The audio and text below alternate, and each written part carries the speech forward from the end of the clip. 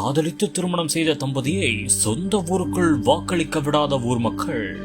தாய்மாமா என்னையும் இவங்க பிடிச்சி அடிச்சுட்டாங்க. ஏன்னு கேட்டா எதுக்கு வரீங்க ஊருக்குள்ள? ஆனா நாங்க இப்ப ஓட்டு போடுறதுக்கு தான் வந்திருக்கோம், வேற எதுக்குமே நாங்க வரல. வேற எது ஊர்ல அவ்வளவு பேர் இருந்தாங்க, ஆனா யாரும் ஒருத்தர் கூட எதுவும் கேட்கல. ஆனா பிடிச்சி அடிக்கிறாங்க எல்லா இடத்துல, யாருமே எதுவும் கேட்கல ஊர்ல. சொந்த தாய்மாமனே கணவன் மனைவியை அடித்து விரட்டிய அதிர்ச்சி சம்பவம். 2 பேரும் லவ் பண்ணி கல்யாணம் பண்ணிக்கணும், 3 வருஷம் லவ் பண்ணி கல்யாணம் பண்ணிக்கணும். கல்யாணம் பண்ணிட்டு பின்னாடி இப்பதான் ஃபர்ஸ்ட் டைம் ஊருக்கு ஓட்டு போட போறோம். எதுக்கு வரீங்க ஊருக்குள்ள?